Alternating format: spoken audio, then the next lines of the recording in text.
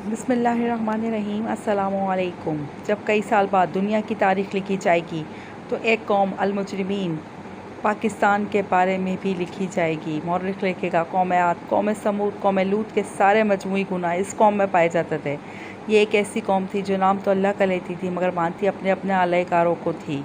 कुरान को अपनी किताब मानती थी पर अमल के लिए इंसानी हाथ की लिखी हुई किताबों पर अमल यकीन था।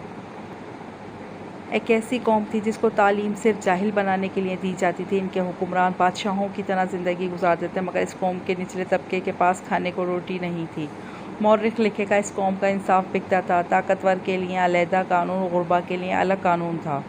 इस कौम के काजी इन्हीं की तरह करप्ट और इंसाफ से आरिफ थे।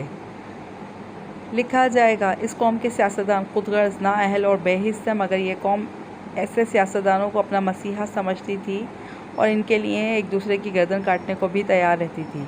मौर्रिख़ लिखेगा इस कौम के अक्सर लोग दूसरे मुल्कों में बसने को तरजीह देते थे मगर अपनी कौमी जहनीत साथ लेकर जाते थे और तहज़ीब याफ्ता ममालिक भी इन्हें तहज़ीब सिखाने से कासे थे। ये अंदाज़ा इसलिए लगाया जाएगा कि तहज़ीब याफ्ता खोपड़ियों में से जाहिल खोपड़ियाँ भी मिलेंगी। एक ऐसी कौम थी जो लंबी लंबी दुआएं और बद्दुआएं करती थी मगर इसका अमली किरदार इंतहाई नागुफ्ता, बे और बेहूदा था।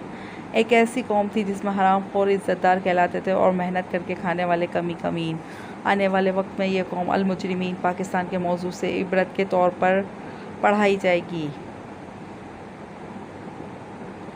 नोट: कमेंट में बदतमीज़ी या झगड़ा करने के बजाय एक दफ़ा अपने इर्द गिर्द गौर से देख लीजिएगा।